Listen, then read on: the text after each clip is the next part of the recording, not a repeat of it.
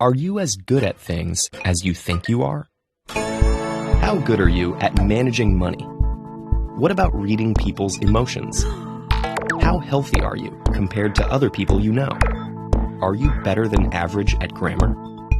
Knowing how competent we are and how our skills stack up against other people's is more than a self-esteem boost. It helps us figure out when we can forge ahead on our own decisions and instincts and when we need instead to seek out advice.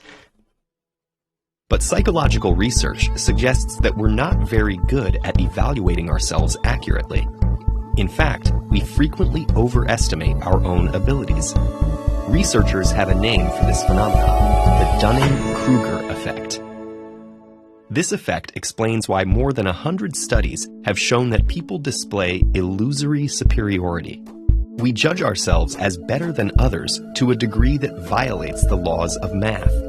When software engineers at two companies were asked to rate their performance, 32% of the engineers at one company and 42% at the other put themselves in the top 5%. In another study, 88% of American drivers described themselves as having above-average driving skills.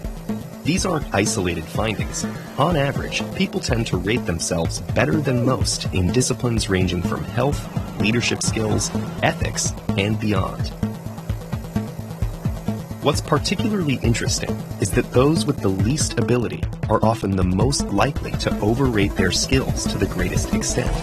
People measurably poor at logical reasoning, grammar, financial knowledge, math, emotional intelligence, running medical lab tests, and chess all tend to rate their expertise almost as favorably as actual experts do. So who's most vulnerable to this delusion? Sadly, all of us, because we all have pockets of incompetence we don't recognize. But why? When psychologists Dunning and Kruger first described the effect in 1999, they argued that people lacking knowledge and skill in particular areas suffer a double curse. First, they make mistakes and reach poor decisions. But second, those same knowledge gaps also prevent them from catching their errors. In other words, poor performers lack the very expertise needed to recognize how badly they're doing. For example, when the researchers studied participants in a college debate tournament, the bottom 25% of teams in preliminary rounds lost nearly 4 out of every 5 matches. But they thought they were winning almost 60%. Without a strong grasp of the rules of debate, the students simply couldn't recognize when or how often their arguments broke down. The Dunning-Kruger effect isn't a question of ego blinding us to our weaknesses. People usually do admit their deficits once they can spot them. In one study, students who had initially done badly on a logic quiz and then took a mini course on logic were quite willing to label their original performances as awful. That may be why people with a moderate amount of experience or expertise often have less confidence in their abilities. They know enough to know that there's a lot they don't know. Meanwhile, experts tend to be aware of just how knowledgeable they are, but they often make a different mistake. They assume that everyone else is knowledgeable too. The result is that people, whether they're inept or highly skilled, are often caught in a bubble of inaccurate self-perception.